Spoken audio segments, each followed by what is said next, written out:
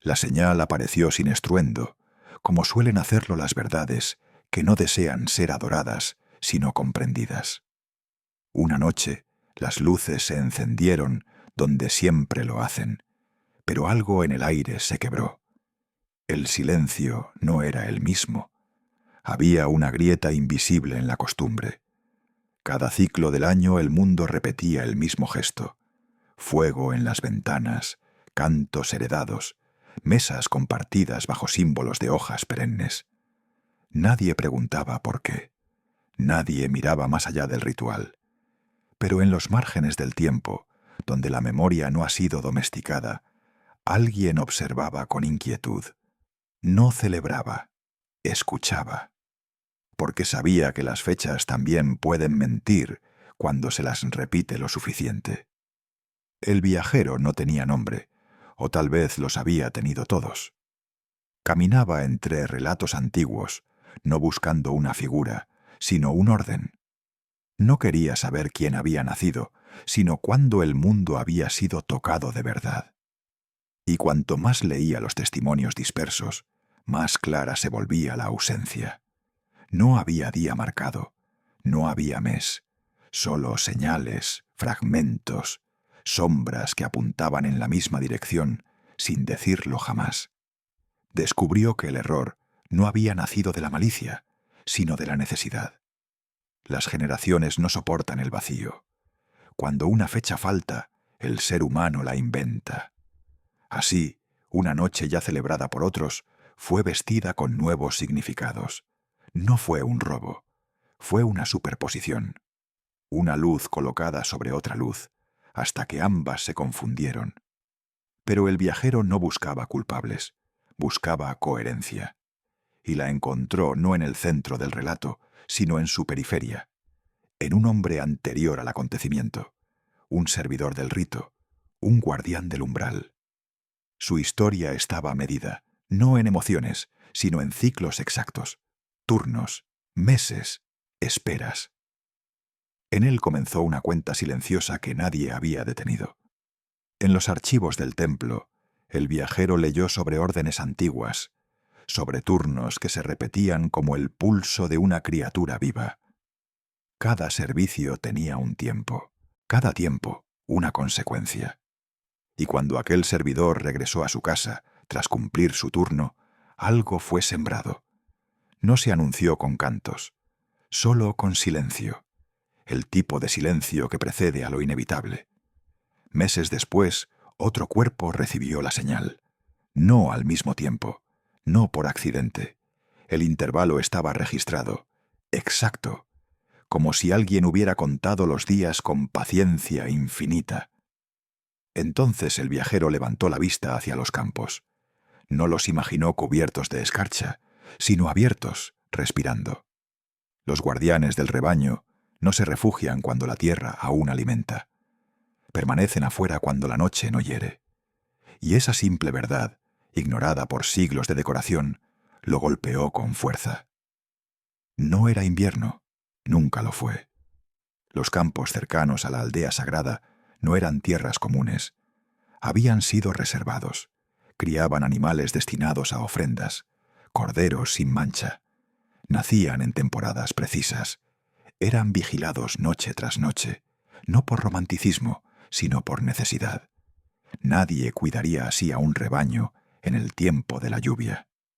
El viajero comprendió entonces que el nacimiento que el mundo celebraba con nieve jamás ocurrió bajo cielos cerrados. Ocurrió cuando la tierra estaba abierta, cuando el pasto era abundante, cuando los vigilantes aún dormían al raso. Todo encajaba, no por fe, sino por lógica antigua. Y en ese momento la pregunta dejó de ser histórica. Se volvió íntima. ¿Qué más hemos colocado en fechas equivocadas para no mirar el diseño completo? ¿Qué verdades hemos cubierto con tradición para no enfrentar su precisión?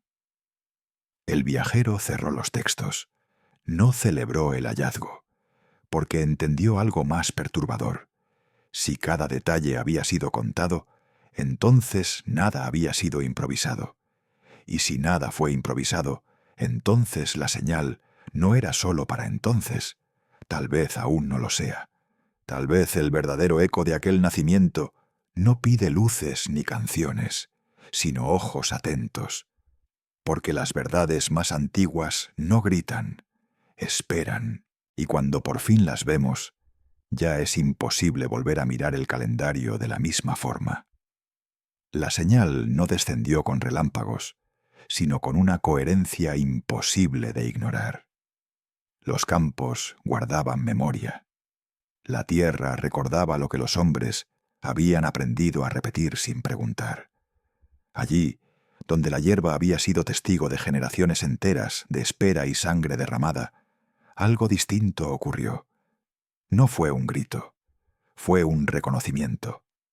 Durante siglos, esas colinas habían sido escogidas por una razón precisa. No eran fértiles por azar, ni vigiladas por romanticismo. En ellas nacían criaturas destinadas a desaparecer. Cuerpos jóvenes, perfectos, observados con atención obsesiva, porque cualquier defecto los volvía inútiles. Su destino era el altar, su sentido, la sustitución, la vida entregada para cubrir otra vida. Así funcionaba el equilibrio antiguo. Los guardianes de aquellos rebaños no eran poetas. Eran testigos silenciosos de un sistema que exigía pureza y obediencia. Cada noche, al permanecer despiertos, repetían un acto aprendido sin cuestionarlo. Cuidaban lo que debía morir, y esa noche, sin saberlo, cuidaban algo más. La aparición no interrumpió el mundo, lo atravesó. La voz que se manifestó no habló de rito ni de repetición. Habló de cierre, de cumplimiento. No anunció otro sacrificio más, sino el fin de la cadena, el último eslabón, el sentido completo de siglos de sangre explicados en una sola presencia. Los mismos campos que habían sostenido el peso del intercambio fueron elegidos para recibir la noticia. No fue una casualidad estética, fue una declaración silenciosa. El lugar no podía ser otro. Allí donde se había ensayado la redención se revelaba. Pero el diseño no se detenía en la imagen, el tiempo también obedecía. Desde una ciudad lejana, un hombre revestido de autoridad emitió una orden sin intención espiritual. Para él, las personas eran cifras, los caminos, líneas, el movimiento humano, una estadística necesaria. Sin embargo, su mandato activó una cadena que no controlaba. Obligar a cada familia a regresar a su origen era, sin saberlo, mover piezas hacia un punto exacto. El viaje no fue heroico, fue incómodo, largo, vulnerable. Una mujer cargando un cuerpo que ya exigía salida. Un hombre calculando cada paso. No había margen para tormentas ni para barro. La estación debía permitir el tránsito. El mundo debía estar abierto, no cerrado sobre sí mismo, y lo estaba. Los caminos ofrecían firmeza. Los almacenes aún estaban llenos. El aire no hería. Todo indicaba que el movimiento ocurría cuando la tierra todavía colaboraba con el hombre. No en el tiempo del encierro, sino en el de la abundancia reciente. Otra señal, otro ajuste perfecto. Sin embargo, la precisión más inquietante no estaba en el viaje, sino en el origen de la cuenta. Mucho antes, en el corazón del sistema ritual, un servidor había cumplido su turno. No por inspiración, sino por calendario. Su nombre importaba menos que su posición. Era uno entre muchos, siguiendo una rotación establecida generaciones atrás. Cada grupo tenía su semana, cada semana su lugar. Nada se improvisaba. Ese orden había sido establecido para que nada dependiera del azar. Y en ese mismo orden, una anomalía ocurrió. No en el campo, no en el camino, en el centro mismo del rito. El servidor permaneció más tiempo del esperado, no por voluntad propia, sino porque el ciclo lo exigía. 2 semanas consecutivas, doble exposición, doble silencio. Y en ese espacio prolongado algo fue anunciado, no al pueblo, a él. Cuando regresó a su hogar, el tiempo comenzó a moverse. Meses después, otro anuncio ocurrió. No simultáneo, no confuso, separado por un intervalo exacto. El lapso entre ambos nacimientos no era simbólico, era contable. Y al sumar los meses, al seguir la rotación sin romperla, la fecha emergía como una figura que siempre estuvo allí. No era invierno, nunca lo fue. La revelación no necesitaba defensa, se sostenía sola. Cada pieza encajaba no por fe ciega, sino por una lógica más antigua que la tradición. El mundo no celebraba una fecha equivocada por maldad, sino por costumbre. Había elegido el símbolo más conveniente y había dejado de mirar el mecanismo. Pero el mecanismo seguía funcionando, y cuando alguien lo observa con atención, entiende algo inquietante. Si el tiempo fue contado con tal exactitud, entonces el acontecimiento no solo ocurrió, fue colocado. La pregunta ya no es cuándo nació aquello que cambió todo. La pregunta es qué ocurre cuando descubrimos que nada fue improvisado. La señal final no descendió del cielo, abierta como un relámpago. Se manifestó en el ritmo constante del rito, en la repetición que nadie cuestiona porque siempre ha estado allí. Mientras el sacerdote elevaba el humo fragante en el recinto más interior, el aire se densificó. No por la fragancia, sino por la interrupción. Una presencia que no necesitaba imponerse, porque el lugar ya estaba acostumbrado a lo invisible. La noticia no fue celebrada, fue perturbadora. Una vida donde no debía haberla. Un vientre agotado que recibiría semilla. No como milagro espectacular, sino como ruptura silenciosa del orden esperado. Cuando el servicio concluyó y el sacerdote regresó a su casa, no llevaba gloria ni palabras. Llevaba tiempo en movimiento. El reloj comenzó a girar sin que nadie lo oyera. El cuerpo de la mujer respondió como si hubiese estado esperando desde siempre. No hubo demora. El inicio fue casi inmediato, como si la promesa hubiese encontrado un terreno preparado desde antes de nacer. Y el tiempo, que rara vez se detiene para nadie, esta vez avanzó con exactitud matemática. Las semanas se acumularon, los meses se alinearon. Nada ocurrió fuera de lugar. El nacimiento que siguió no fue un símbolo, fue una marca temporal, una estaca clavada en la línea del mundo. Y cuando esa vida llevaba ya 6 ciclos completos dentro del vientre, otra señal descendió. No al templo, a una casa común, no a un sacerdote, a una joven sin cargo ni nombre relevante. La distancia entre ambos anuncios no fue metafórica, fue contable, el intervalo exacto que separa una preparación de su cumplimiento. Desde ese segundo anuncio, el tiempo volvió a desplegarse. 9 meses, ni uno más, ni uno menos. El calendario antiguo, establecido siglos atrás para organizar turnos y ofrendas, continuó su marcha sin saber que estaba marcando algo mayor que sí mismo. Cuando el momento llegó, la tierra aún respiraba. No estaba cerrada por el frío, ni endurecida por la lluvia. Era una estación de transición, cuando la luz comienza a inclinarse y los campos todavía dan alimento. Todo estaba dispuesto para recibir movimiento, no encierro. Pero mientras la tierra cumplía su parte, el cielo también había estado trabajando. Mucho antes del nacimiento visible, las alturas habían comenzado a escribir, no con palabras, sino con trayectorias.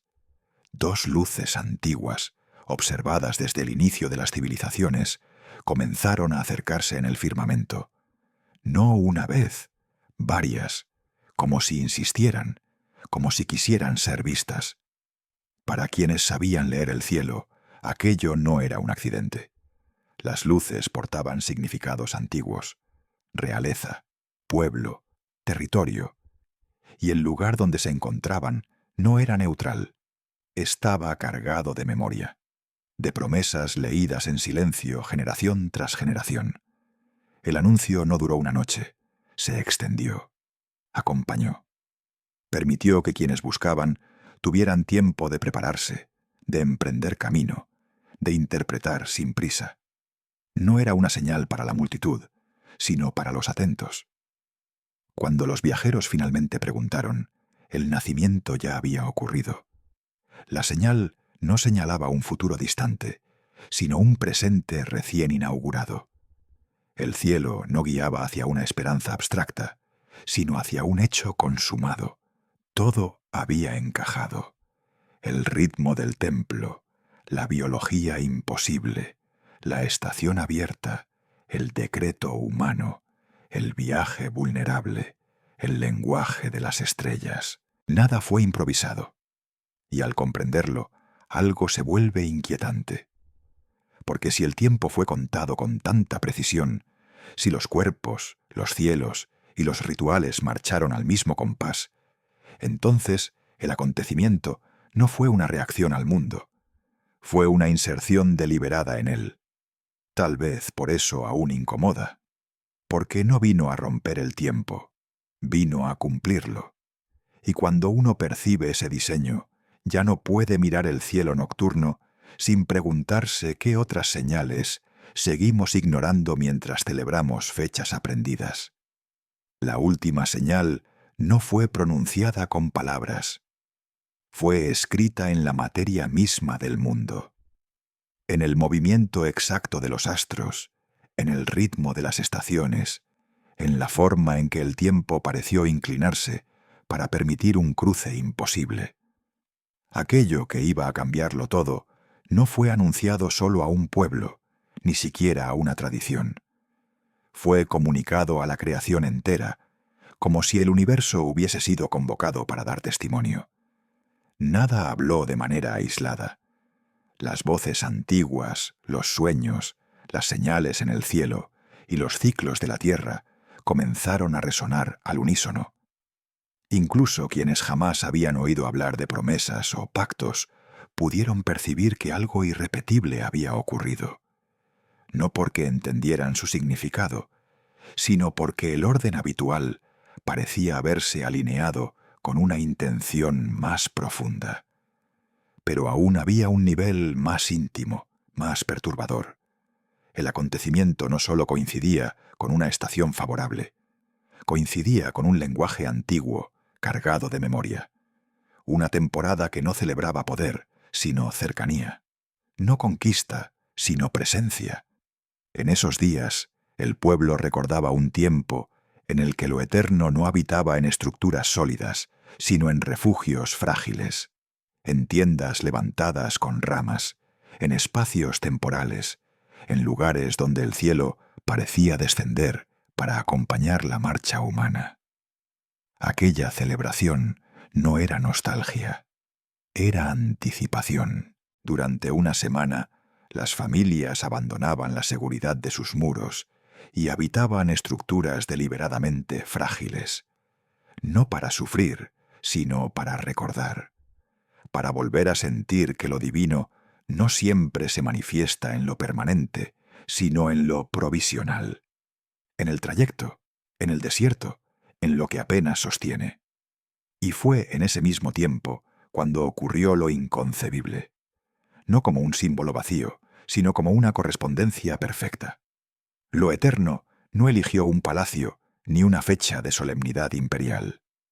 Eligió el momento en que un pueblo celebraba que lo invisible decide habitar entre los vulnerables, no observándolos desde lejos, sino compartiendo su precariedad. La idea era insoportable en su simplicidad, lo infinito aceptando límites, lo eterno entrando en horas, lo absoluto habitando carne, no como visita breve, como residencia. Ese antiguo lenguaje, que hablaba de presencia en medio del campamento, adquirió entonces una profundidad nueva. Ya no se trataba de una señal en la distancia, ni de una columna que guiaba desde fuera. Se trataba de una cercanía radical, de una tienda definitiva levantada no con telas, sino con respiración, y el mundo, sin saberlo, estaba preparado. Las rutas estaban llenas. Las ciudades cercanas rebosaban de viajeros. No por casualidad, sino porque el calendario mismo convocaba a multitudes. Las posadas no podían contener a tantos cuerpos en tránsito. Los alrededores se llenaban de refugios improvisados, de familias que aceptaban la incomodidad como parte del recuerdo. Todo encajaba. La falta de espacio no era negligencia, era consecuencia. El movimiento masivo, la saturación, la incomodidad compartida, todo pertenecía a la misma estación sagrada. El nacimiento no ocurrió en aislamiento, sino en medio de un pueblo en desplazamiento, recordando que su historia comenzó sin estabilidad. Cada señal apuntaba al mismo centro, el conteo antiguo del templo, los campos abiertos y vigilados, el cielo anunciando durante meses, la estación de la presencia, la multitud en tránsito. Nada quedó suelto. Y al observar ese entramado, la pregunta deja de ser cronológica. Se vuelve existencial. ¿Qué significa que lo divino haya elegido no solo un cuerpo, sino un tiempo cargado de memoria sobre la fragilidad compartida? Tal vez por eso el acontecimiento sigue desestabilizando. Porque no vino a elevar al ser humano fuera de su condición, sino a entrar en ella por completo. No para ser admirado desde lejos, sino para habitar el espacio donde nadie se queda mucho tiempo, porque es incómodo. La tienda siempre fue temporal, pero esa vez lo fue para siempre. Y cuando uno entiende eso, ya no puede reducir aquel nacimiento a una fecha decorada, porque descubre que no fue solo un día señalado, sino una declaración radical. Lo eterno no teme vivir en lo frágil. Ese es el eco que permanece. No una celebración fija, sino una presencia que incomoda.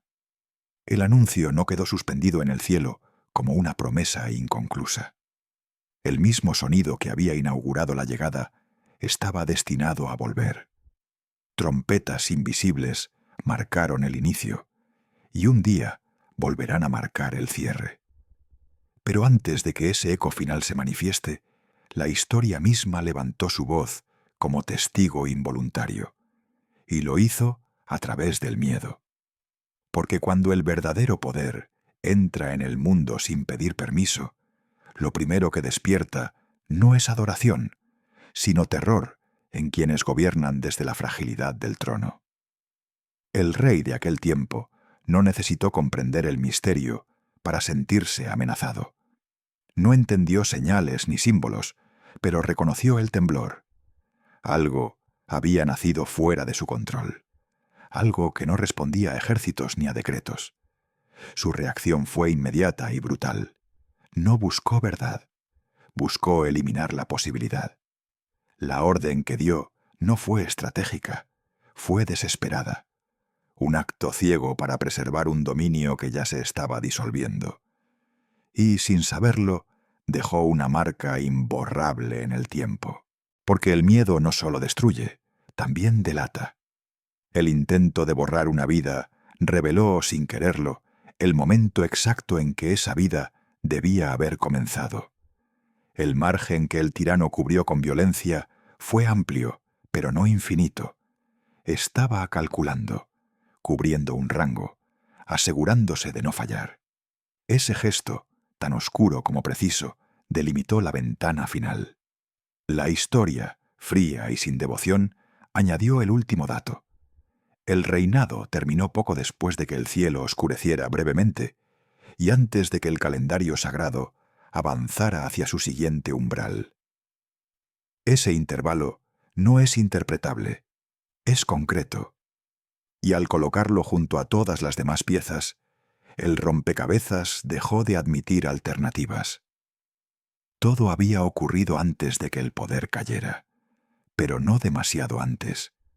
Había pasado el tiempo justo para que la señal celeste fuera observada, interpretada y seguida, para que los viajeros emprendieran camino, para que el miedo se instalara en el palacio, para que la violencia fuera ordenada, para que la huida fuera necesaria, nada apresurado, nada tardío.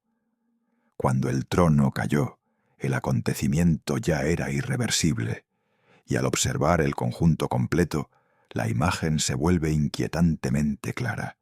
Nada fue colocado al azar. Cada señal encajó con la siguiente, como ruedas de un mecanismo antiguo. Los campos abiertos en la noche, las rutas transitables, la movilización masiva, el conteo exacto del servicio ritual, el intervalo entre concepciones, el lenguaje del cielo, la temporada de la presencia, el límite impuesto por la muerte del tirano. Todo converge, no hacia una fecha conveniente, hacia un diseño inevitable. El nacimiento ocurrió cuando la tierra estaba abierta, cuando el pueblo recordaba que su historia comenzó en tránsito, cuando lo divino era celebrado no desde la distancia, sino desde la cercanía compartida. Ocurrió antes de que el miedo cerrara su ciclo, y después de que el cielo hubiera anunciado durante meses que algo había cambiado para siempre. La ventana se cerró. El momento pasó. El mundo siguió. Pero el eco permanece. No como una discusión cronológica, sino como una revelación más profunda. Lo eterno no entra en la historia de manera improvisada. Se inserta con precisión, usando incluso el miedo del poder como testimonio involuntario. Y cuando uno acepta eso, entiende que el nacimiento no fue solo un inicio, fue una declaración silenciosa de que ningún trono, por sólido que parezca, puede detener aquello que ha sido colocado en el tiempo con propósito. Ese es el último testigo, la historia misma. La convergencia final no dejó espacio para la duda. Todo lo observado, los ritmos antiguos, los registros humanos, el pulso del cielo, la respiración de la tierra, se inclinaba hacia un mismo umbral, no como una coincidencia afortunada, sino como una partitura ejecutada sin error. El momento no fue elegido por conveniencia, fue alcanzado por fidelidad al diseño. La estación hablaba por sí sola. No era tiempo de encierro ni de repliegue. Era el tiempo del cruce, el inicio del otoño, cuando la luz comienza a descender sin desaparecer, cuando el calor cede sin volverse hostil, cuando la tierra aún ofrece y el camino todavía se abre. En ese equilibrio frágil, la historia recibió su giro más íntimo. La vida del que llegó siguió el mismo compás. No irrumpió para romper el orden, sino para cumplirlo desde dentro. Creció sin prisa, aguardó el momento exacto, y cuando alzó la voz pública, el tiempo ya estaba preparado para escucharlo. Años después, el ciclo se cerró, donde siempre se cierran los ciclos que importan, en la frontera entre promesa y entrega. Nada quedó fuera de ritmo. Los números no gritaban, susurraban, encajaban con suavidad. El inicio en una estación de presencia, el final en una estación de paso. El trayecto completo se desplegó como un arco perfecto, no porque los hombres lo hubieran planeado, sino porque el tiempo mismo había sido convocado a servir. Entonces la pregunta dejó de ser histórica. ¿Qué hacemos con una precisión así? Algunos seguirán discutiendo fechas, otros conservarán tradiciones que han dado consuelo durante siglos. No hay desprecio en ello. Las costumbres también son refugios. Pero debajo del rito persiste algo más hondo, una huella de intención entretejida en cada capa del mundo.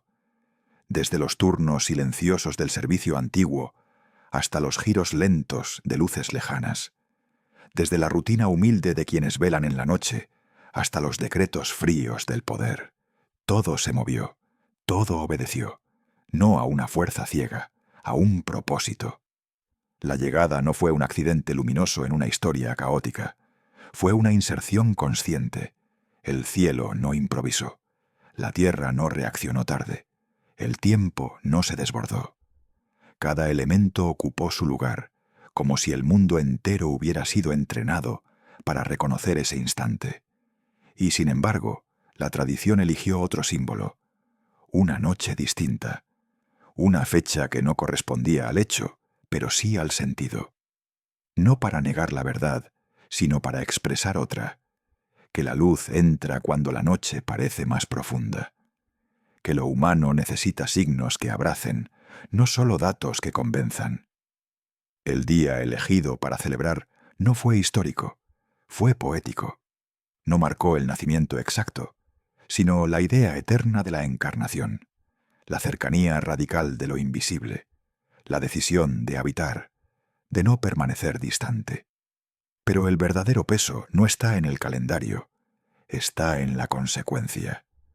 Si lo eterno eligió entrar en el tiempo con tal cuidado, si cada detalle fue atendido con precisión paciente, entonces ninguna vida es irrelevante, ninguna historia es descuidada, ninguna búsqueda ocurre fuera de atención. El mismo pulso que alineó cielos y estaciones sigue latiendo en lo pequeño, en lo oculto, en lo que aún no comprendemos. La historia no terminó aquel otoño. Continúa donde alguien permite que la presencia habite. No en templos de piedra, sino en espacios frágiles, en voluntades abiertas, en silencios que escuchan. La fecha dejó de ser un misterio. El significado no. Porque lo eterno no solo vino una vez, sigue viniendo. Y cada vez que alguien abre su interior como tienda provisional, la historia vuelve a comenzar.